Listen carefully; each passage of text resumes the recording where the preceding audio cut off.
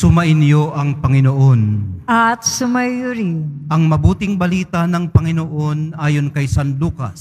Papuri sa iyo, Panginoon. Noong panahong yun, ang Panginoon ay humirang pa ng 72. Pinauna niya sila ng dala-dalawa sa bawat bayan at puok na patutunguhan niya. Sinabi niya sa kanila, sagana ang aanihin, ngunit kakaunti ang mga manggagawa. Idalangin ninyo sa may-ari na magpadala siya ng mga manggagawa sa kanyang bukirin. Humayo kayo. Sinusugo ko kayong parang mga kordero sa gitna ng mga asong gubat. Huwag kayong magdala ng lukbutan, supot o panyapak. Huwag na kayong titigil sa daan upang makipagbatian kanino man. Pagpasok ninyo sa alinmang bahay, sabihin muna ninyo, maghari nawa ang kapayapaan sa bahay na ito. Kung maibigin sa kapayapaan ang nakatira roon, sasa kanila ang kapayapaan. Ngunit kung hindi sila magkakamit nito. Manatili kayo sa bahay na inyong tinutuluyan. Kanin ninyo at inumin ang anumang idulot sa inyo, sapagkat ang manggagawa ay may karapatang tumanggap ng kanyang upa. Huwag kayong magpalipat-lipat ng bahay. Kapag tinanggap kayo sa alinmang bayan, kanin ninyo ang anumang ihain sa inyo. Pagalingin ang mga may sakit doon at sabihin sa bayan, nalalapit na ang paghahari ng Diyos sa inyo. Ngunit sa alinmang bayang hindi tumanggap sa inyo, lumabas kayo sa mga lansangan nito at sabihin ninyo, pati ang alikabok ditos na dumikit sa aming mga paa ay pinapagpag namin bilang babala sa inyo. Ngunit pakatandaan ninyong nalapit na sa inyo ang paghahari ng Diyos.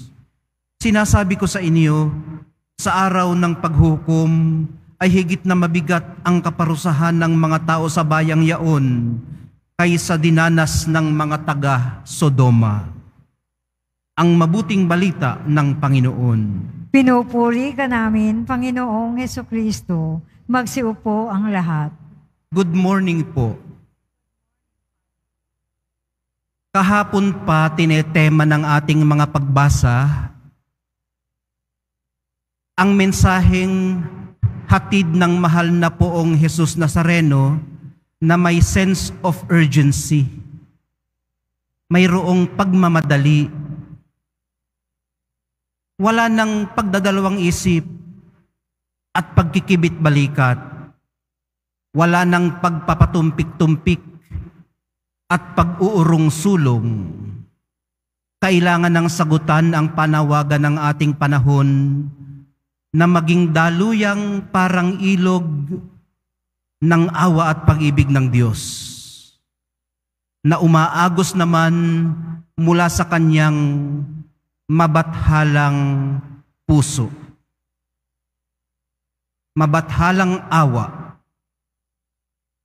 Ngayong araw na ito ay mayroon tayo sanang optional memorial o yung pwede nating piliin sa misa yung pag-alaala o paggunita kay Santa Maria Faustina ng Kowalska. Kaya maganda ring pag-ukulan natin ng kaunting pansin ang kanyang isinulong at ang kanyang isinabuhay. Kung babalikan natin ang unang pagbasa, kung inyo ring napansin, mayroon din pong sense of urgency ang panawagan ni Ezra o ni Esdras sa lahat ng umattend ng kanyang talk. Teenager man o matatanda, babae man o lalaki. Ang panawagan tuklasin ang kani-kanilang purpose sa buhay at tugunan nito ng naaayon sa kalooban ng Diyos. Gabay nila ang Torah at ipinagdiwang nila ang kanilang narinig. Gabay din ang tagubili ng mahal na poong Jesus Nazareno sa 72 kanyang sinugo. Ang kanilang panghahawakan, kagandahang loob ng Diyos. Kung panoong inihanda ni Ezra ang mga Israelita para sa mahabaang biyahe sa kasaysayan sa pamamagitan ng pagpapanibago ng kanilang covenant na nakabase naman sa banal na kasulatan, gayon din pong inihanda ng mahal na poong Jesus Nazareno ang bawat dako at pook na pupuntahan ng kanyang mga isinugo. 72 silang lahat. Isinusugo sila para sa katuparan ng pangarap ng Ama. Kung paanong ang ating panahon ay nangangailangan din ng mga makabagong St. Francis, gaya ng binagyang diin natin kahapon, at ni St. Faustina, gaya ng maaari sanang ipagdiwang natin ngayon, nangangailangan din tayo ngayon ng makabagong mga Ezra na may di matatawarang leadership sa sambayanan. Mga pinunong masusundan natin ng may tiwala. Simple lang naman ang pagpapaliwanag ni Ezra, kaya naintindihan siya ng kanyang audience. Ganitong klase sana ang nakaaabot sa malawak na saklaw ng audience. Ang mensahe niya ay hindi mabigat na pasanin. Hindi kasi ito ipinapataw. Hindi niya ini-impose. Binasa niya galing sa banal na kasulatan.